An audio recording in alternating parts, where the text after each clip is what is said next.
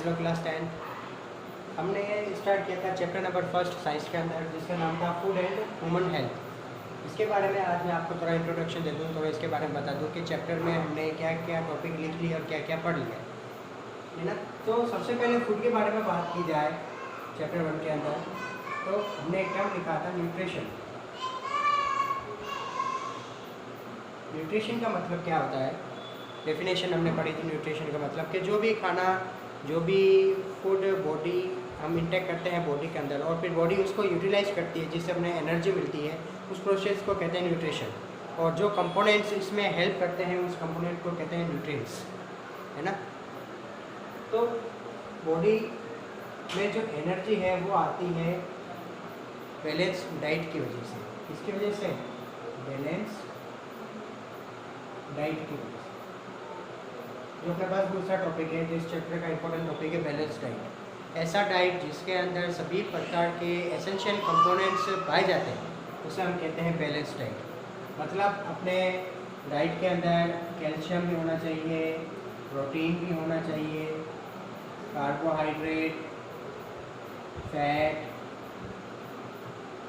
Sugar, ये सारे essential components हैं। अगर ये सारे अपनी डाइट के अंदर प्रेजेंट है तो इस टाइप के बैलेंस को हम कहते हैं बैलेंस डाइट। सॉरी, इस प्रकार के डाइट को हम कहते हैं बैलेंस डाइट। और अगर ये अवेलेबल नहीं है तो वो खाना हम खा भले रहे हैं लेकिन वो अपने पास बैलेंस डाइट नहीं है, उसको हम फिर कहेंगे अनबैलेंस्ड डाइट। तो जो भी मार्केट्स में हम जंक फूड खाते हैं या जिसको हम फास्ट फूड कह सकते हैं, वो सभी क्या है, अनबैलेंस्ड डाइट है। मतलब वो खाने से हमारा पेट तो भर रहा है लेकिन अपने को जो बॉडी की जो रिक्वायरमेंट है, जिस कंपोनेंट्स की जो एनर्जी की रिक्वायरमेंट है, वो कंपोनेंट्स अपने को नहीं मिल पा रहे। इसलिए ये सारे junk food, fast food unbalanced diet के अंदर आते हैं, है ना। एक टेबल हमने बनाई थी जिसमें हमें लिखी हुई थी कि अगर अपनी बॉडी में विटामिन नहीं है तो क्या कमी हो जाएगी, प्रोटीन नहीं है तो क्या कमी हो जाएगी। तो अगर किस डाइट के अंदर किसी भी न्यूट्रिएंट्स की, किसी भी कंपोनेंट की अगर डेफिशिएंसी का मतलब है कमी, लंबे समय तक रहे तो उस प्रकार के डाइट को हम कहते हैं, सॉरी उस प्रकार के कंडीशन को हम कहते हैं माल न्यूट्रिशन। माल न्यूट्रिशन मतलब deficiency of any component, any essential component. किसी भी एसेंशियल कंपोनेंट की अगर डाइट के अंदर कमी हो जाती है तो इस सिचुएशन को हम कहते हैं माल न्यूट्रिशन। इस मीन्स अगर आप विटामिन काफ़ी टाइम से नहीं खा रहे तो वो कंडीशन कहलाएगी विटामिन माल न्यूट्रिशन।